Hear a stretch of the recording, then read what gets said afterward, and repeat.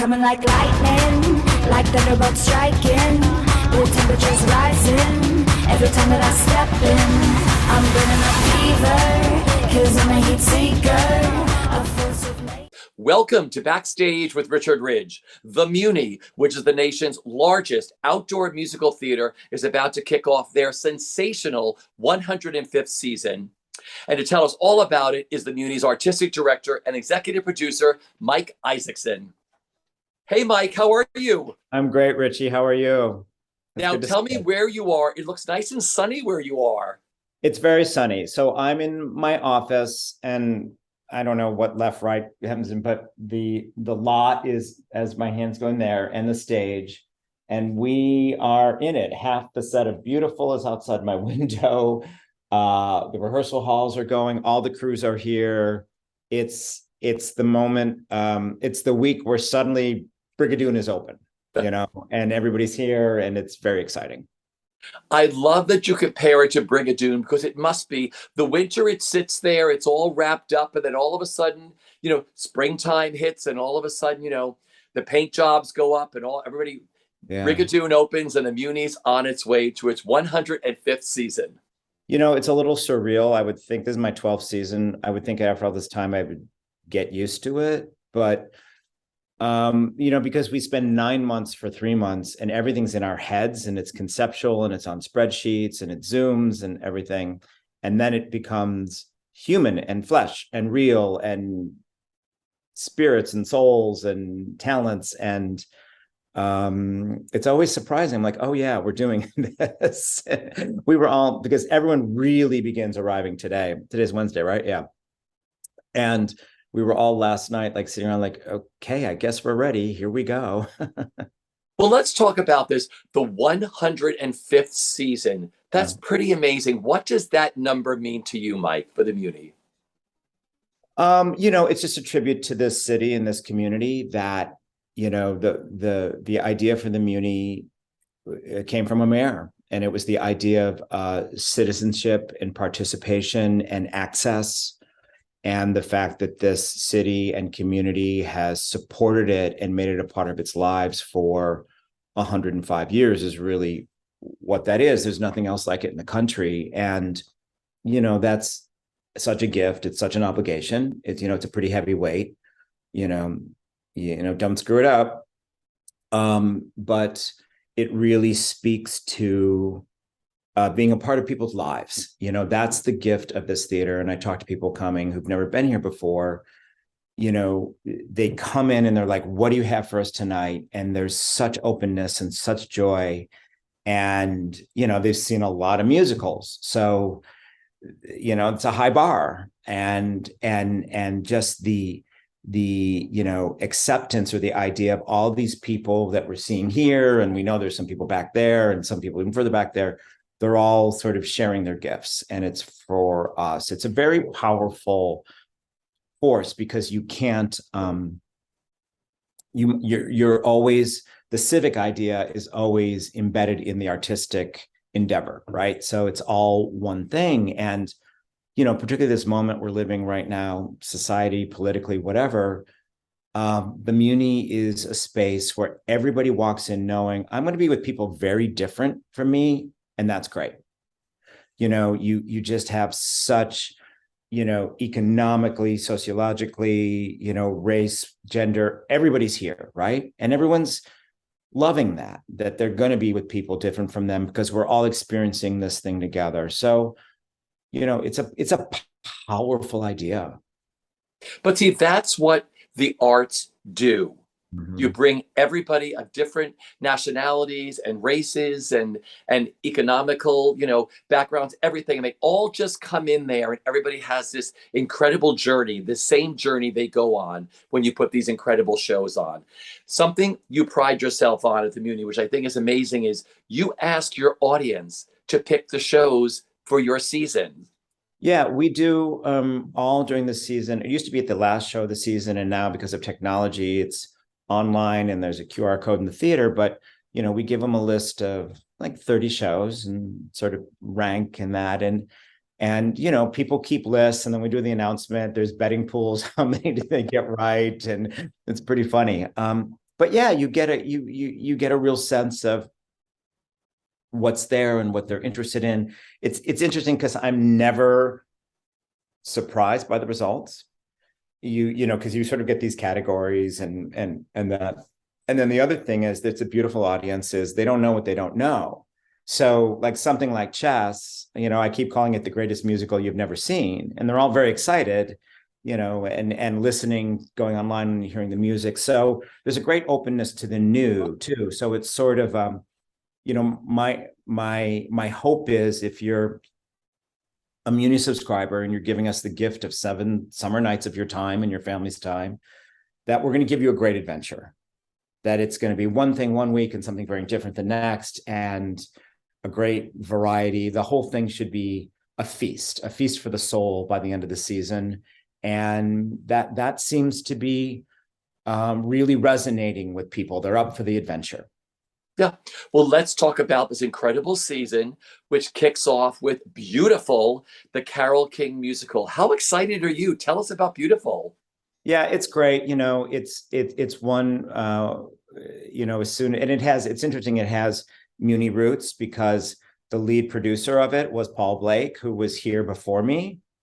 And he developed it after he left the MUNY, and Mike Bosner, and there's a lot of, St. Louis co-producers. So it's sort of a homecoming to do it here at the MUNY. And Sarah Shepard, who's playing the lead for us, got her equity card at the MUNY and was part of the Broadway company. And so there's a lot of beautiful, sort of themes and moments contained in us doing it here and opening our season with that. I think, our director is Marsha Milgram Dodge, who's incredible. And as soon as she heard a whisper that, it was coming up, she called me and she was like, that's my story, and she understood this woman and the family she grew up in and the relationship with her mother. And there were things that she's so excited about to tell the way we tell the story on our stage. It's very exciting. And then we have the gift of Jared Spector, who created the part on Broadway, is coming here to play it here. The incredible Jackie Burns, who I worked with, on If Then, is here. So it's incredibly exciting cast. And the thing about the jukebox musical, the popsicles, as I like to call them, you cannot underestimate the theatrical communal power of 10,000 people knowing we all shared this at once in our lives, and here we are sharing it again. It goes to a very, very deep sense of community and experience and life check that feels, particularly in our theater, even bigger and even more, because we're at a time where our experience seemed to be smaller and we're sort of all being pulled this way. But when you gather everybody for something that was sort of a cultural moment or an era, it just has a really interesting power in this theater. Yeah.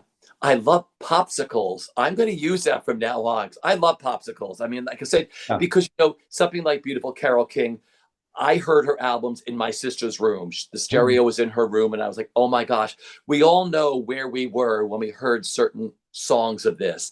And I'm sure with your audience, it's grandparents, parents, kids, and everybody. I mean, kids hear these songs all the time now on the radio from we were brought up with this. So Beautiful plays through when?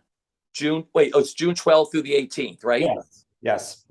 Okay, so then what's coming up next? You have Disney's Beauty and the Beast, right? I mean, Alan Menken, Howard Ashman, Tim Rice. I mean, talk about having Disney's Beauty and the Beast there next. Well, we all know this was, Disney's first glorious entry into Broadway. And, it just, they hit it out of the park. And it's a great story what Linda Wolverton did for the adaptation to the stage, the very smart idea she came up with about changing the idea of the transformation just gives it this incredible theatrical power. Menken and Ashman, I mean, the height of their powers. And, we have the incredible John Tartaglia directing.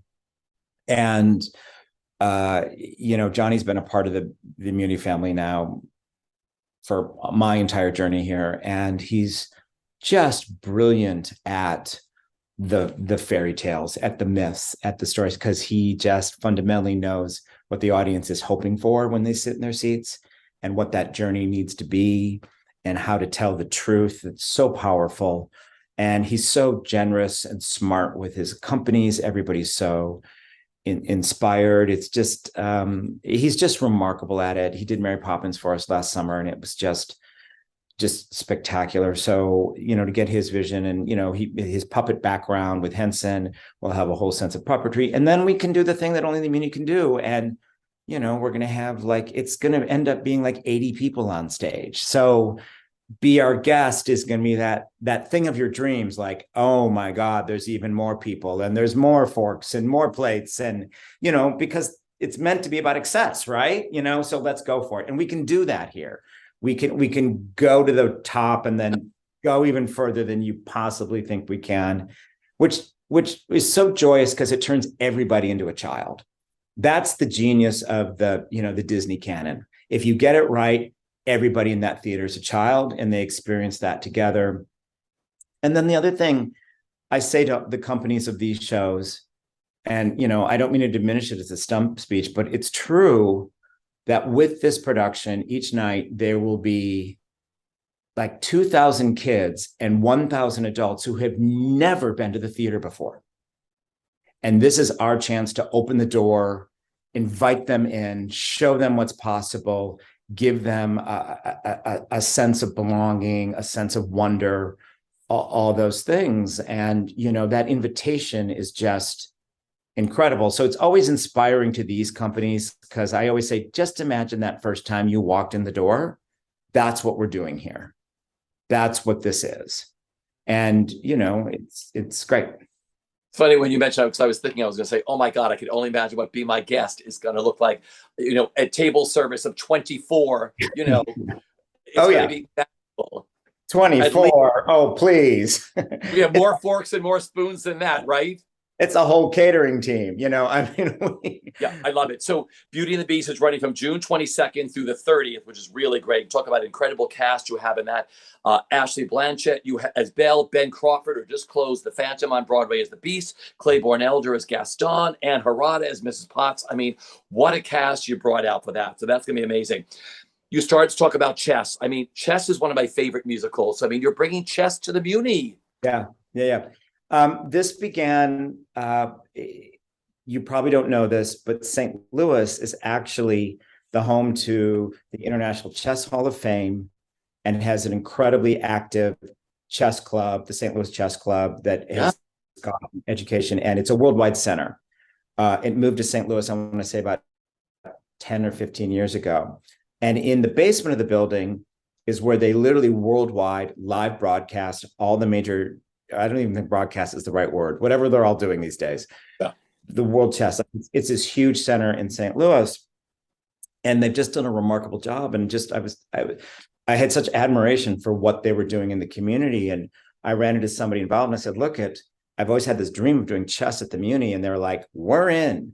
So, I mean, this started way pre-COVID about a partnership and how we could figure it out. So I'm very grateful to them. And, as I've said to people, it's the greatest musical you've never seen. You may have heard it, because that music is just sensational. And we all had that Black Album and everything. And we traced the huge London success to Broadway, which didn't work out that well. And then the national tour. And, there's whole websites dedicated to every chess variation in that. So we're really excited. I've got, the incredible Josh Rhodes and Lee Wilkins helming it. And we're using the London script, that, which is sort of, when people ask me essentially what the PBS concert version is sort of where it is at. They're preparing, I believe, another new script in hopes for a Broadway production, maybe next season. I don't know. I keep hearing rumblings of it. So we're just thrilled to be able to do this. And it's exciting to introduce everybody to something they don't know. And that, when you tell people it's the music people from ABBA, they're like, oh, so it's great. And it was, again, for a generation of musical theater lovers, this is a touchstone. This is a thing. So all my peeps are coming from all over the country because they want to see chess at the MUNY. And, when we did our stage renovation, in 2019, we have a whole video component now that is going to make this show so exciting, and the ability to tell the story. So yeah, it's really exciting. I just love that the chess champion of the of the United States, the championships take place there, because I had Kofi last week, and Kofi said we're doing chess here, which is so great. Yeah. Now that runs from July 5th through the 11th. Right.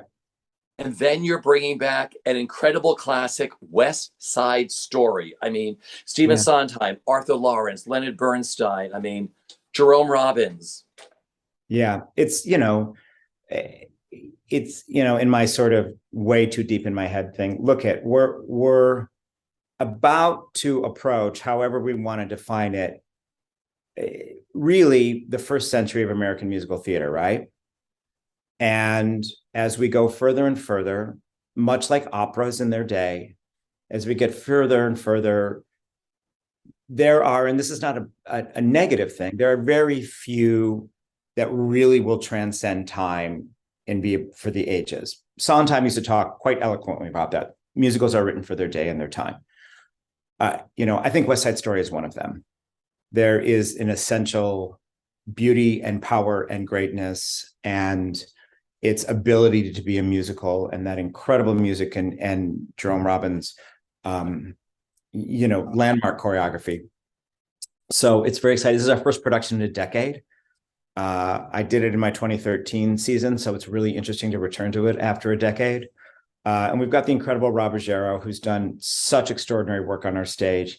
He's directing, and then Parker Essie is doing the choreography, the majority of which is the Robbins choreography with adaptations for our stage. And the incredible music director, Jim Moore, and we'll have that full MUNY orchestra. It's 33 pieces, and yeah. It's funny that you say certain musicals are timeless. With everything that's going on politically in our country and everything else, I mean, West Side Story could have been written yesterday. Yeah. It's interesting because it's also locally our beloved Ken Page, who, Broadway's Ken Page, and has been a part of the MUNY. I actually haven't had him on stage for a few seasons he had other commitments and parts working out. And he did Doc in 2013, and he called me and he said, I would really love to play Doc again. That would give me great meaning, because of the story and how much he loves the show, but also, the ability to say the line, why do you kids always act like there's a war going on? Which is literally remaining the question of our day. Yeah. I don't, right before this interview, I just sort of scanned the news and saw this horrifying thing that's been going on with Target. And that, why does this hatred not stop? Why does it continue, and who are we? And this show, asks us that question, and we need to be asked that question all the time, because we do not have the answer yet. Yeah. Well, I'm sure it's going to be stunning. That runs from July 15th through the 21st. And then we're back to Howard Ashman and Alan Menken with Little Shop of Horrors. I could only imagine what Mushnick or, Skid Row's going to look like at the MUNY. It's pretty. The set design is amazing, and we're so it's Maggie Burrows is our director, and this is now her third show at the MUNY, and she's so talented, and her company's lovely, and she has a whole complete vision, and she's working with William Carlos, so they're sort of he's the choreographer, and it is such a strange, wonderful show that people love, and you just have to get the tone right. If you don't get it right, it sinks and stuff. And she's just so great at understanding what it needs to be. And then our puppets are by the puppeteer who did Into the Woods, and James Ortiz. And you're not going to believe these puppets. When we put out these images, and the final puppet is truly insane. And we're going to involve all the MUNY teens in the puppeteering and just make it crazy and epic. And the cast is insane, and it's going to be a lot of fun. I can only imagine how big Audrey 2 is going to be. Trust me, however big you're thinking, it's bigger. Totally. That's there from July 25th through the 31st. And then you're doing Rent. Yeah. Rent, one incredible season, running from August 4th through the 10th. I mean, tell me why everybody wanted to see Rent there, right? Yeah, I mean, it's MUNY premiere. There were years past where we tried to do it, but rights weren't available. I mean, the thing's been on tour forever for, our productions and that. And what can you say? It changed a generation, inspired a generation. It's a great piece of Broadway, of musical theater, of that music and that score, and the story now is it is timeless. It is greatness. And so we worked last season. Lillian Brown, who I just found out this morning, won a what's the DC Awards, Helen Hayes Award, Yeah. For production down there. She's directing this, and did such an extraordinary job on The Color Purple, and Brian, the choreographer. It was a great team. And the thing about Rent, that's glib, I would say, when you're dealing with something like that, is that it's all in the casting, and it's all in everybody just living it and being it and telling the truth, and then it does the work for you.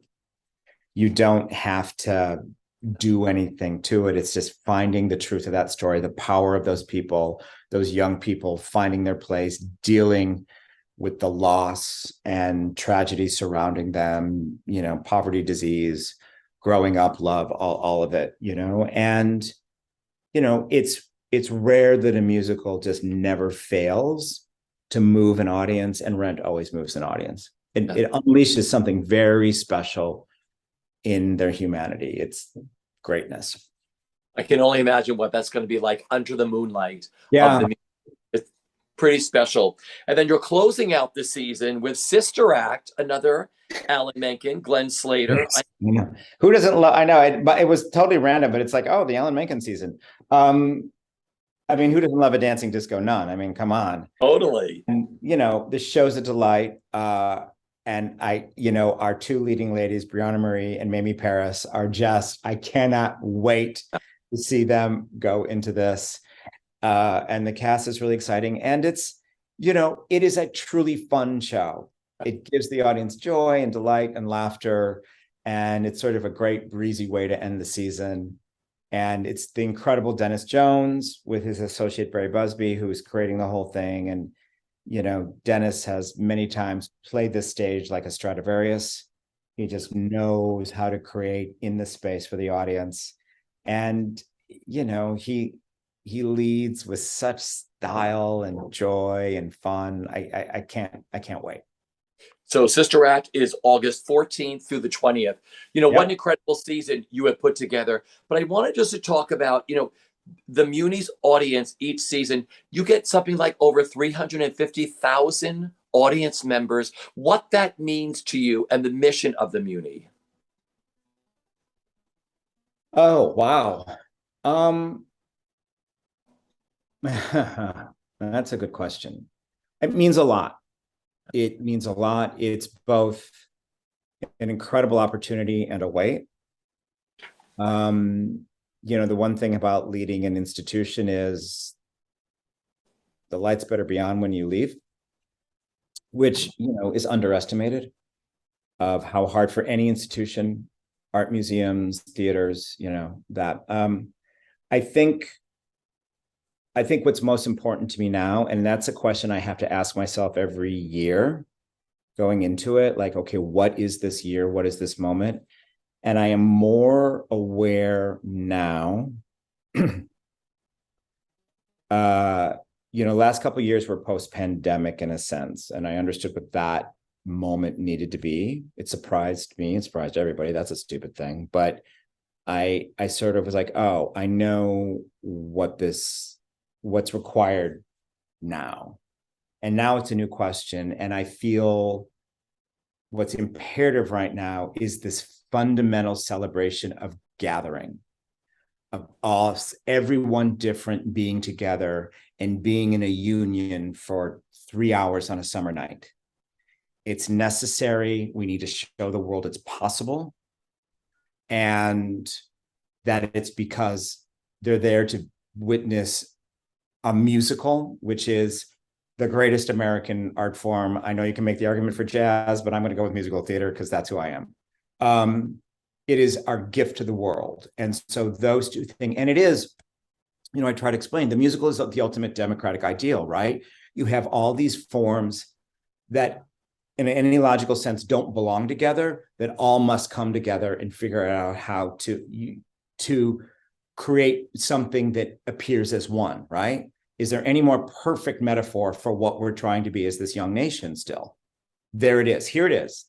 It's in Little Shop, it's in Beautiful, it's in West Side, it's in all of them. And that sense and that idea feels so important to me right now at 105, that we all are aware of that and doing that and owning that. This is who we are and this is what we do. That is terrific. Look, everybody watching, for tickets for the MUNY season, visit MUNY.org.